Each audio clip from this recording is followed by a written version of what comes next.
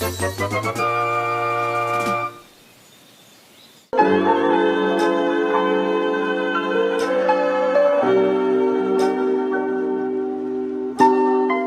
everyone and welcome to a new pixelart video. In my previous video about the new jungle tileset that I'm currently working on, one of you guys commented that my pixel art has really improved ever since my first video. And so I thought that it would be interesting to actually have a look at some of my previous pixel art and see what they look like compared to my recent pixel art. So I put together a slideshow of before-after pixel art images so that we can see how my pixel art has evolved over the past months.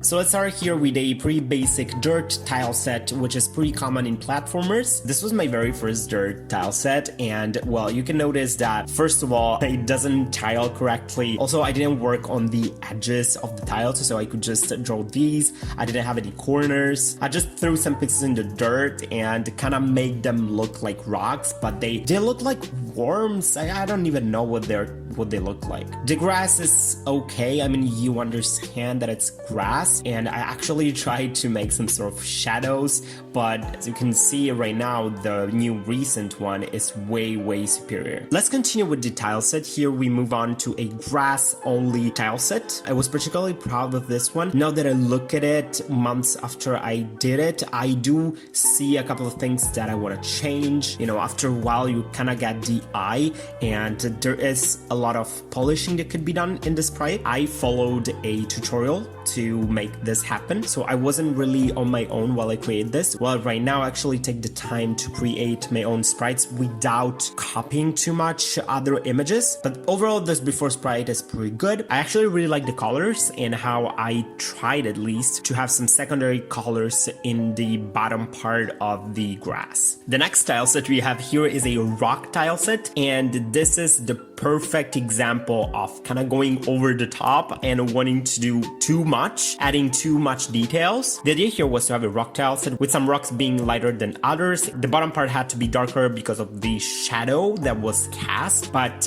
definitely doesn't deliver that idea. Also, I spent way too much time putting details, which make it very cluttery. So in the end, I feel that I've kind of lost the rock idea that I wanted to go for. Also, the colors are way too extreme, especially the difference between the orange and the purple. The more recent tile set definitely gets the job done better. You understand that those are rocks, and instead of having just way too many details, I just drew separate rocks and put some lighting on top of them so that they kind of look like separate rocks, but overall it's not too confusing. The next tile set here was a ruin style set. So the idea was to have some bricks and to also add some green on top so that it looked like some overgrown stuff on top of the bricks. I want to say that the idea was there, it was not executed as well. Also, the bottom part looks a little bit weird. The colors are okay, the top part looks a little bit weird, I want to say. And again, here I see too much destruction. The plants on top of the bricks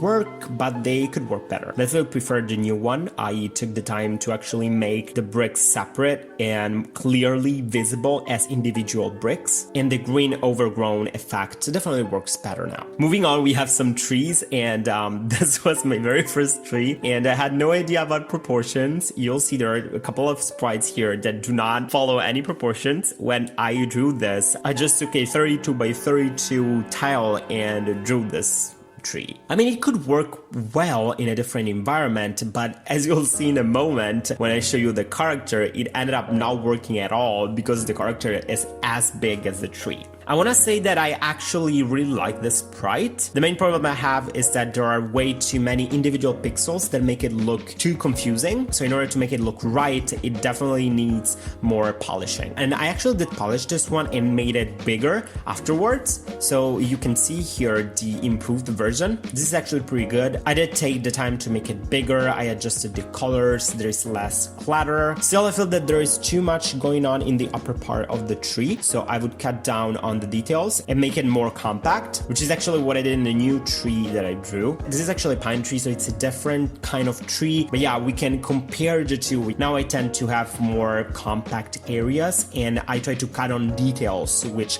make the image too difficult to translate. Moving forward, we have a mushroom and a small bush. So the story behind this mushroom is that one day I got home, I was really inspired to draw a mushroom, and I didn't even think about the size of the mushroom, so I just went for it and drew it, and it ended up being gigantic. This was one of my main mistakes when I got started. I wouldn't think in advance about the actual size of the object that I was going to draw, so in the end I end up having a sprite which I can't really use in my maps unless I want a gigantic mushroom which is as big as the character and almost as big as the initial tree that I showed before. Next to it, the bush thingy is actually pretty good. I was super proud of this one. I did follow a tutorial, so it wasn't really 100% my creation. I followed pretty much every single step of the tutorial, so that's also why it looks pretty good. I want to say that the recent version is just as good. I kind of prefer the oldest one, but the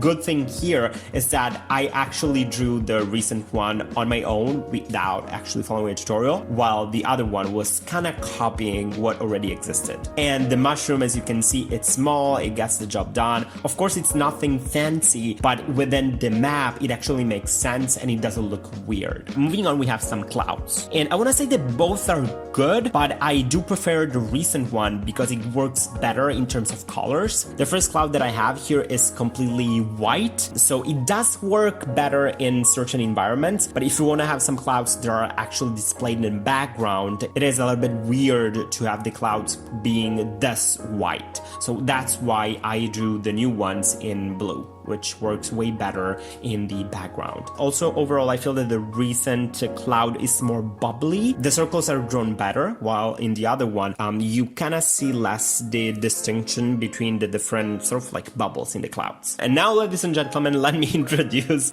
my very first character. I drew this while following a tutorial, and yeah, I was pretty proud of it. The only problem is that it's too big. As you can see here, is way bigger than the recent character that I have. Its idle animation is actually pretty okay. The main problem I have is that it's too blocky, I want to say, and the neck kind of looks weird. It actually looks like the character doesn't have a neck. The real differences are definitely noticeable in the run animation. As you can see here, the older animation doesn't work really well. It looks pretty weird. I want to say especially the legs. I really wanted to add more details in the feet, but it ended up looking not natural. Also looks like the character is kind of tripping while he walks. He's kind of falling a little bit, which is weird. While the recent animation is way more compact and it works way better. I want to finish this slideshow to show you the jump animation.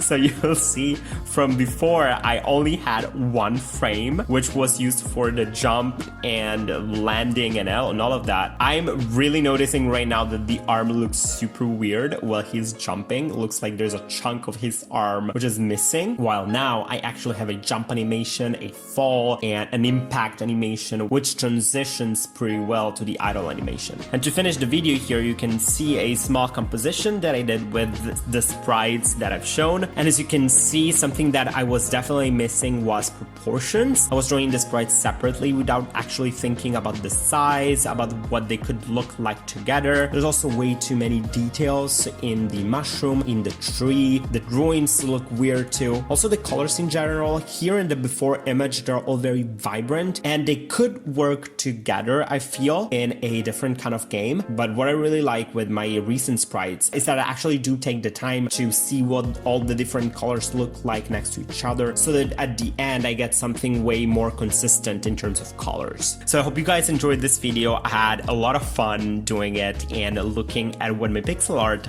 looked like. If you are learning pixel art, please do continue, do keep on drawing. It will get better. Just look at my sprites before and after and you'll see that, yeah, we can all improve. And also, thank you so much for 700 subscribers. I don't even know how that happened. Thank you so much for the support. I'm very grateful. And yeah, as usual, I hope you guys have a wonderful day, and I'll see you in my next video.